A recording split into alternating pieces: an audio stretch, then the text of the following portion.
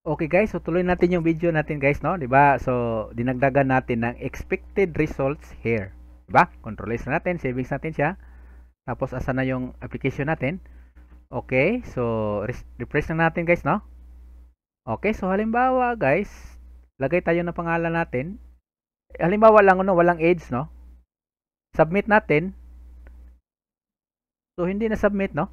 Okay? So kung napapansin po natin, hindi siya nag-submit. Pero wala namang error, 'di ba? Okay? So age 60, pag submit natin, lalabas sana yung 60 dito pero walang lumalabas. Okay, so balik tayo sa code, no, kung ano yung error natin.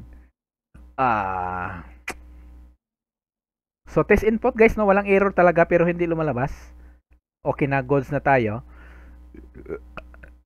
Okay. So tama guys, ito yung problema guys, no? 'Di ba nagawa na tayo ng test input, 'di ba? Ito yung tinatawag natin. Pero yung hindi kumpleto talaga diyan, yung nangyari, lagay natin return, hindi na return. Hindi siya na return pala. Ano yung i-return? Dollar data. Okay, semicolon. Okay, control S lang natin. So return dollar data. Tapos guys, no, gusto ko lang linawin na yung si request method, dalawa yung equals natin diyan is equal to post, di ba? So required field.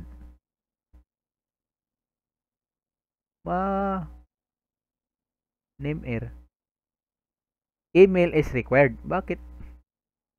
Required field. Name is required yan. Mali, no? So name is required. So sample lang, no? Okay. Tapos email is required. Atong lakihin natin guys, no? Lakihan natin. Age, comment, gender is. So si gender is required. Okay, so control S, no? So guys, yung okay yung error pero yung mali natin kanina, hindi natin na-return yung data. Control S natin, ha? Control S, savings natin. Iyan. Okay. Di ba guys? So balik ko lang ha, baka nagtaka kayo. So halimbawa, wala yung 60. Submit ko, sabi niya, name is required, email is required, age is required, gender is required. Halimbawa, nag-dial tayo ng pangalan natin. Laki lang natin, ha? Ayan. Yun yung pangalan natin. Pangalan natin, email, yan. Pag submit natin, submit tayo, no? Pag submit, lumabas yung pangalan ko, yung email, pero sabi dito, age is required. Kasi nga, walang nakadial dyan. Gender is required. Okay, so halimbawa ulit, i-back to lang natin yan. Sabihin natin na yung gender is male, i-submit natin, lumabas yung male, nawala yung error dito. Di ba nawala yung error? Pero sabi niya, name is required, email is required. Kasi nga, ginagawa, minamaniho natin yan dito. Di ba? So, parang ganon yung nangyari, no? So, papasa ko na rin yung code para makita nyo lahat ng code, guys. So, anyways, ganon yung kalakaran, guys, no? Kasi nga, pero halimbawa, sige lang, isasubmit natin talaga na may, may lahat na. So, pangalan natin, email, tapos edad natin 67. Halimbawa lang, comment. Salamat at gumana ang form. Okay?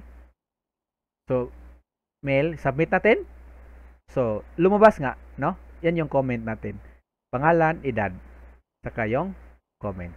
Yung gender natin, guys, male yung gender. Lumalabas siya. So, kung gusto nyo, guys, na mag-submit ng form via database na, hindi na tayo, guys, no?